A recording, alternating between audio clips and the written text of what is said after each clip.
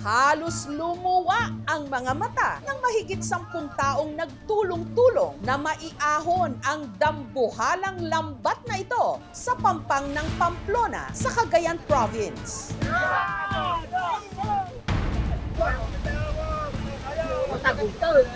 Oh? Baulis din. Oh, dapat kulo-kulis mo. Kaya na Jay. At nung binuksan nila ito, nagulat sila sa kanilang mga nalambat.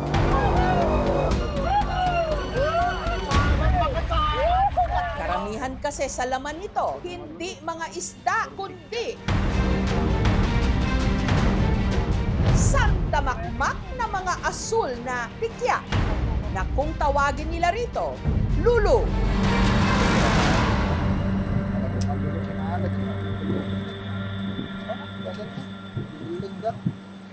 Jellyfish.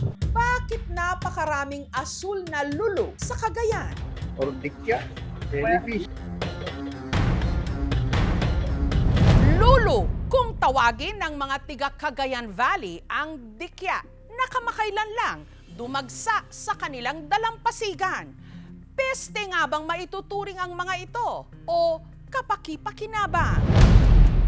Sa dalampasigan ng Pamplona, nagkalat ang mga patay na dikya. Ito yung sinasabi kong lulo or dikya. Safe lang po na hawakan, basta wag lang matalsikan. Sa daming araw ng dumadagsang lulu ngayon sa kanilang karagatan, madalas ang mga itong sumabit sa lambat ng mga mangingisda.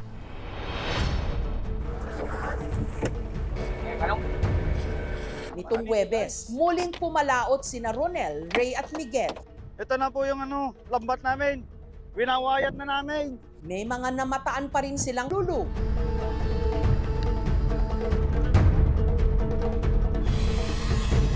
Tansya ko ngayon, marami pang lulu, mahuhuli kasi dyan sila sa tabi. Pagtyaga na lang namin.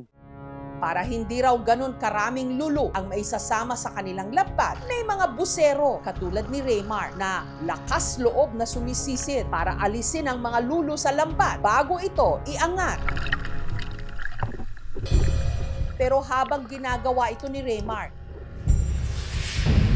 aksidenteng nadikitan ng galamay ng lulu ang kanyang dibdib at braso. Ma-update siya, tapos makating parang nasusunog yung balat.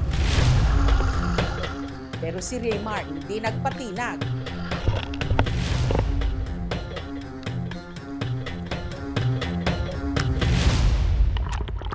Nung siya'y umahon, doon pa lang niya nakita ang parte ng kanyang balat na nadikitan ng lulu na nagkapantal-pantal na. Ito po yung mga sumagi na lulo. Ito ma. Tapos dito po. Ito po.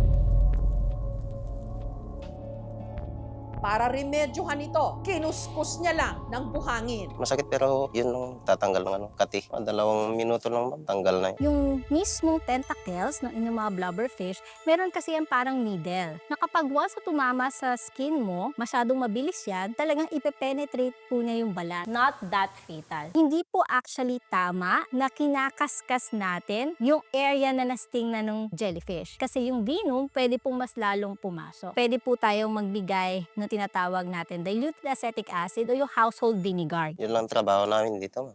Ang isda. Kahit masakit, tisin na lang.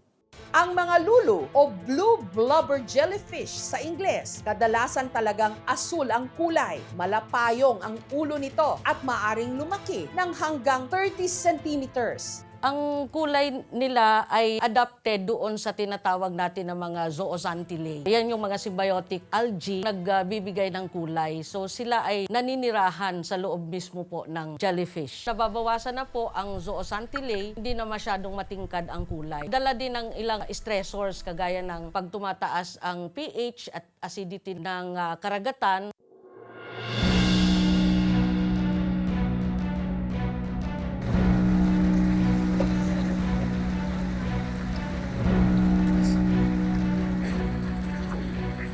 Ito po na po yung mga dikya na nahuli namin. Itatapon na lang. Hindi naman pwedeng ulamin mga yan.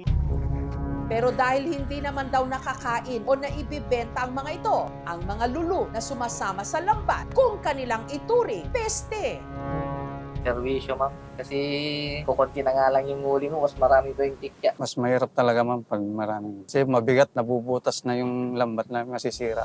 Dati, halos tig-1,000 raw ang naiuuwi ng grupo tuwing sila'y pumapalao. Pero kapag ganito raw na dagsa ang mga lulu sa dagat, halos pang-ulam na lang ang kanilang naiuuwi. Malungkot kasi sayang isang araw, wala pang kita, kakaulam lang. Tiyaga uli, lambat na naman uli. Perwisyo rin daw lalo't bago nila maibenta ang iilang kilo ng ang isda na kanilang nahuli. Kailangan pa muna nila itong ihiwalay mula sa nalambat nilang mga lulu. Gado nga lulo.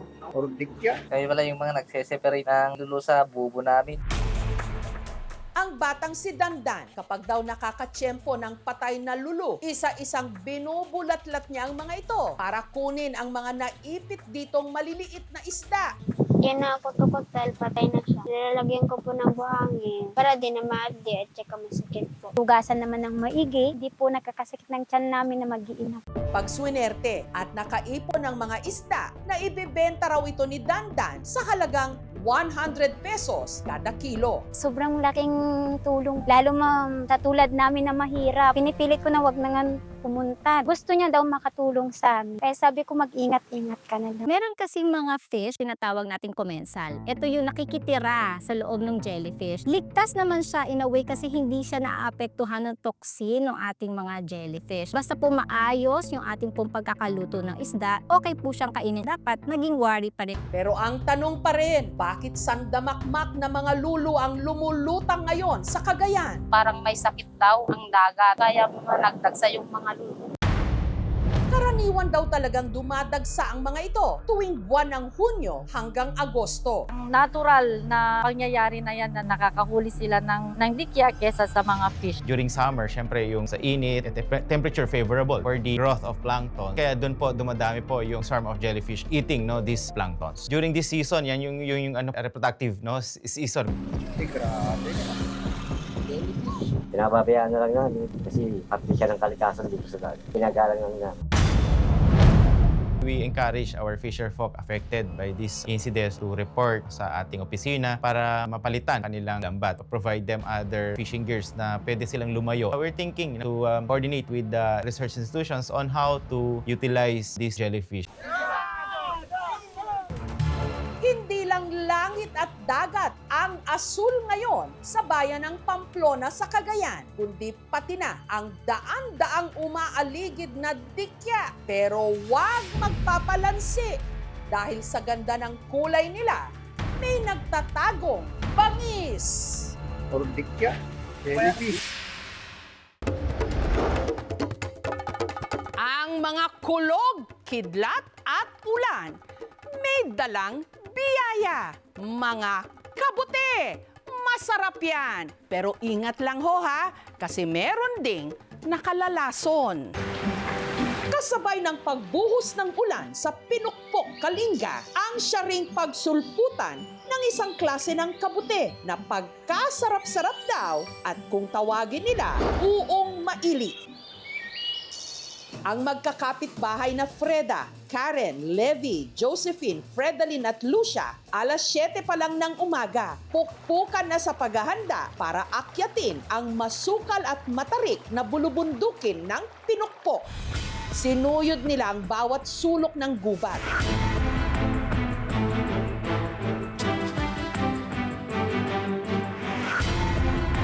Hanggang sa naka-jackpot sila. Sandamakmak na uong maili.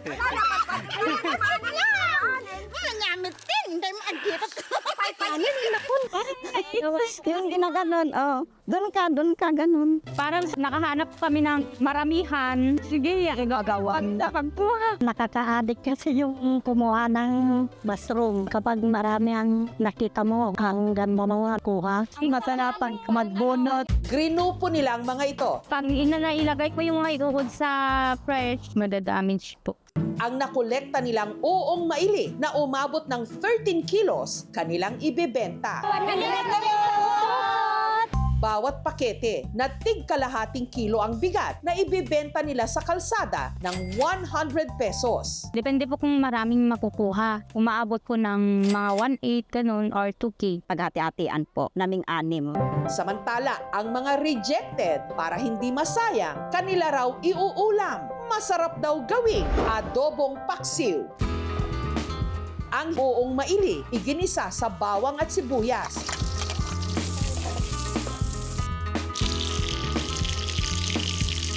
Tinimplahan ng suka at toyo.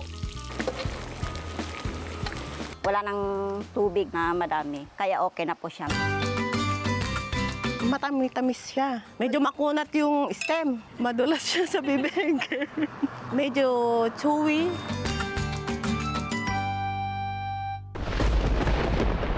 Kung marami naman sa atin, takot tuwing kumukulog at kumikidlat ang mga tiga-Kalubyan sa Leyte, kating-katiraw lumabas. Kasunod kasi ng pagsungit ng panahon, siya namang pagsulputan ng paborito nilang kabute na kung tawagin, ligbos.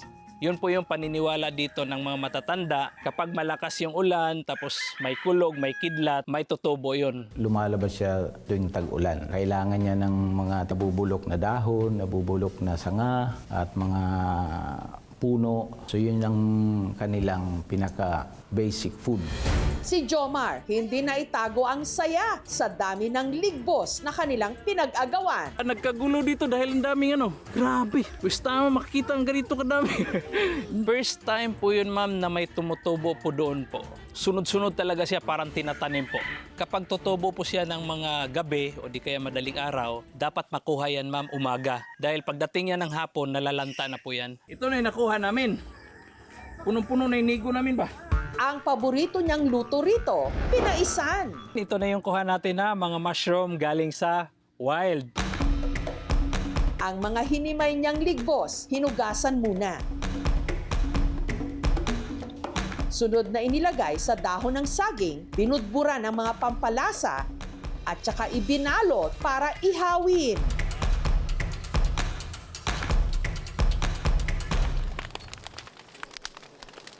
Patong lang natin dito sa may baga. Yan. Tapos lagyan natin ng apoy sa taas din para maluto yung baba pati yung sa taas.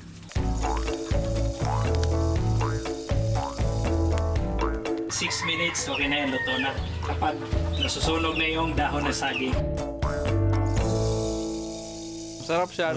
Yung lasa niya parang talong. Solve na rin po yung pang-ulam.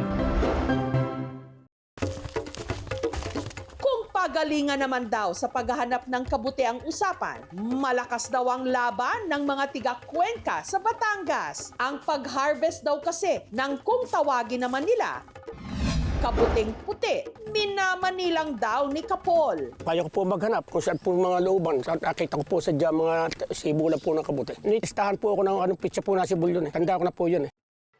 At hindi raw mamumuti ang mata sa pag-harvest nito. Ito po, ginagamitan po ng itak. Ganito po lang kinukuha na yan. Nahuhukay pong panagano'n. Tapos kaya yan, ginaganto lang po yan. Natutuwa na nga lang po maghanap sa umaga. Para exercise na rin lang po pag-ahikap. Dahil malayo rin po na abot kong pangunguhay. Kabuti. Karamihan sa kanyang kuha, ipinamimigay lang daw niya ng libre. O pare, salamat. Pare, dadali ko lang po, wey. Tropa-tropa lang. Tsaka yan na sila na po nagpapalit sa akin ng magandang biyaya. Sila po nagdadala sa akin ng ibang mga kumbaga isda, ulam baboy, pinalap, binibigyan nila sa akin. Ito po ating nakuha kabuti po. Sa 5 natin po kinuhanan, ito po ating nakuha ngayon. Ang mga nakolektang kabute, ginawa niyang sinwam. Perfect daw, pampulutan. Pagtapos po natin tagalan ng putik, ating pong hihimay na ito, tugasan po natin.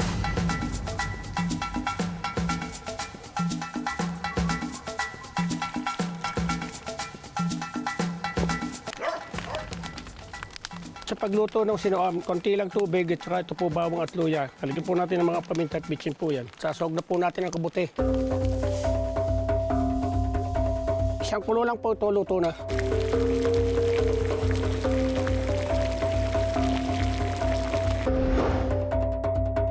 Manamis-namis po siya na medyo madulas na makunat. Marami pong nutrisyon ang makukuha natin sa mushroom. Una dyan, ang pinakamataas yung protina. Mayroon siyang 9 amino acids na present para dun sa development ng brain, sa blood, sa mga cells. Mataas talaga ang antioxidant ng mushroom. Pinapaganda yung daloy ng dugo natin. Pero nag-iingat pa rin daw siya. Mabuti man kasi sa katawan ang pagkain ng kabute. Ang iba rito, may lason. Kinalaman ko naman po ang tunay na kabutit yung hindi. Hindi pwede po kayo kung lahat ng kabuting makita nyo. May lason nga po yun. Pag matingkad ang kulay, may mga rings, mapait at mapakla at parang namamanhid yung dila mo, 99% poisonous yun.